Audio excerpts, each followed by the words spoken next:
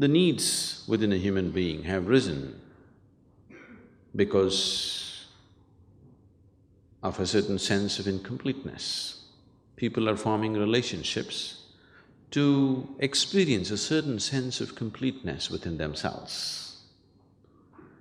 When you have a good relationship with someone dear to you, you feel complete. When you don't have that, you feel incomplete.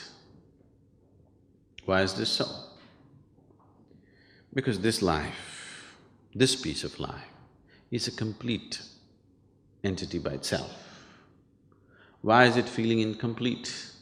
And why is it trying to fulfill itself by making a partnership with another piece of life?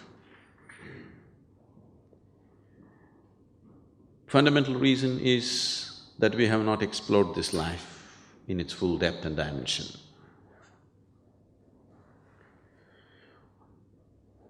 Though that is the basis, there is a complex process of relationships as such. There are expectations. And expectations, and expectations, and expectations. The expectations that most people are creating are such that there is no human being on the planet who could ever fulfill those expectations. In the process of holding a relationship, the first moment of meeting, the expectations may be common, but as every step that we take in life, the expectations may become different. Because these expectations keep changing in people, they're not consistent and they cannot be.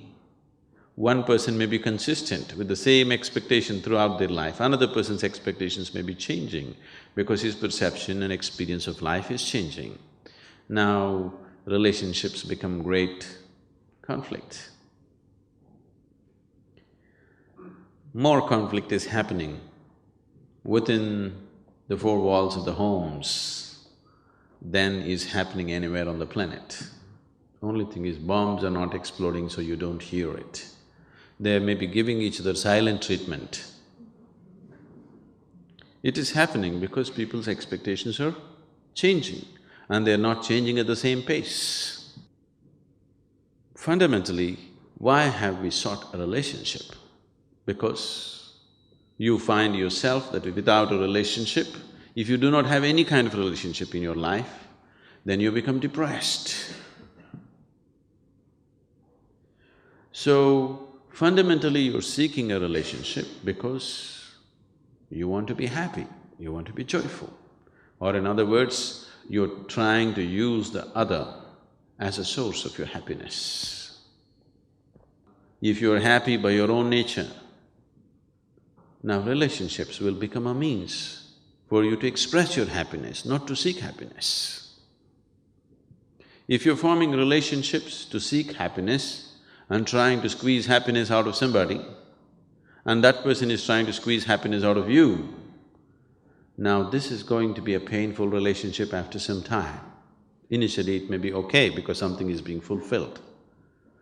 But if you have become a joy by yourself and you're forming relationships because you want to express your happiness, nobody's going to complain about you because you're in the process of expressing your joy, not seeking joy from the other person. So if your life becomes an expression of your joy, not in pursuit of happiness, then relationships will be naturally wonderful. You can hold 1,000,000 relationships and still hold them good. Now, this whole circus of trying to fulfill somebody else's expectations does not arise because if you are an expression of joy, anyway they want to be with you.